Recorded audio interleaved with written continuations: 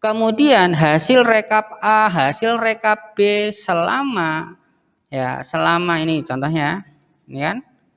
Kemudian B ini selama bentuknya, formatnya, susunan kolom-kolomnya sama, maka itu bisa dikonsolidasi. Diingat-ingat kemarin syarat konsolidasi.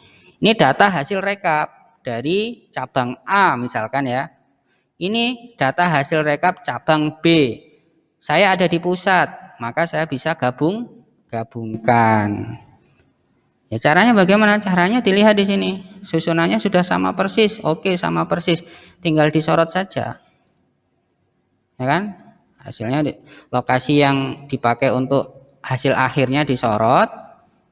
Bukanan Dafolio grand total, diary produce grand total. Ya, ini susunannya. Dan pilih data consolidate. Ini saya hapus dulu ya. Hapus. Ambil sumber datanya dari sini. Posisinya harus sama ya. Berarti ini ke sini. Tadi kan posisi yang harus diisi kan di area sini ya. Kemudian di add. Kalau sudah data kedua ini dari sini. Ini diambil. Add. Kalau sudah rumusnya apa? Pakai rumus apa? Sum atau average atau count? Ya, oke. Muncul datanya. Jadi digabungkan maksudnya. Hasil akhirnya digabungkan. Jadi dikonsolidasi. Salah satu manfaat dari rekap, dari data yang harian itu berjalannya tiap hari, mungkin datanya campur aduk, nanti kita bisa mendapatkan nilai-nilai akhir. Nilai-nilai akhir itu masih bisa lagi digabungkan, dikonsolidasi menjadi rekap yang lebih besar lagi. Ya. Jadi pivot ini hasil rekap dari cabang A. Pivot 2 hasil rekap dari cabang B. Masih bisa digabung lagi menjadi rekap yang lebih besar. Rekap gabungan cabang. Itu menggunakan konsolidasi. Syaratnya harus kalian tepati ya. Terus manfaat lain apa? Bisa dipakai untuk sumber grafik. Lihat, tampilan ini tampilan apa? Hasil rekap. Ini kan hasil rekap. Misalkan saya tidak tunjukkan sumber datanya ya. Kalau melihat tampilan seperti ini, ada Januari horizontal, ada nama-nama kota vertikal. Ini kan berarti konsep rekap. 2 kriteria. Ya, hasilnya misalkan tadi didapat dari sebuah proses pivot misalnya. Didapat dari sebuah proses pivot berarti yang diambil mana Pak? Yang diambil itu hanya nilai ini. Ya coba ya, saya copy misalkan. Saya bawa ke sini ya. Saya bawa ke sini. Yang saya ingin kalian paham bahwa tampilan ini kan mirip dengan ini. Ya kan?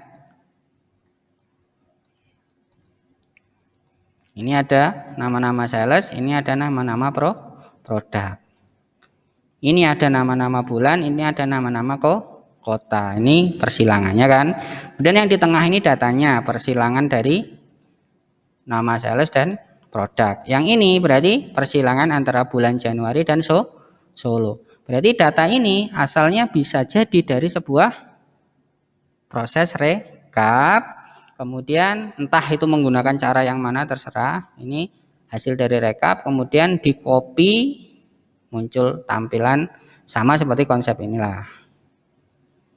Nah, kalau kalian sudah mendapatkan tampilan data seperti ini, maka ini bisa dipakai untuk sumber membuat grafik. Jadi suatu saat Anda dituntut untuk membuat grafik, ditugasi membuat grafik, Anda punya data mentah, tidak bisa kalau tidak direkap dulu. Maksudnya gitu. Dan rekapnya harus menggunakan minimal 2 kriteria. Kenapa? Grafik itu membutuhkan sumbu X dan sumbu Y. Kalau kalian menggunakan satu kriteria, bingung nanti grafiknya. Punyanya sumbu X saja, lah sumbu Y-nya gimana? Repot. Maka ada sumbu X, ada sumbu Y untuk bisa menciptakan sebuah grafik. Nah, itu urut-urutannya kalian catat. Nanti kalau kerja, suruh membuat grafik dari sebuah data, datanya kok belum direkap, ya Anda harus rekap dulu. Tidak bisa kalau tidak direkap. Misalkan kalian punya data mentah seperti ini, coba Mbak buatkan grafik. Loh, terus ya apa grafiknya? Sumbu X-nya mana, sumbu Y-nya mana? Mana yang akan jadi sumbu X, mana yang jadi sumbu Y, nanti tingginya masing-masing. Misalkan grafik batang ya, tingginya grafik batang itu berapa, enggak bisa, repot. Tapi kalau sudah jadi seperti ini enak. Ini bisa jadi sumbu X, datanya bisa jadi sumbu Y. Atau ini bisa jadi sumbu X, datanya ini, masing-masing datanya ini bisa jadi sumbu Y. Ya, kita bisa pertukarkan modelnya.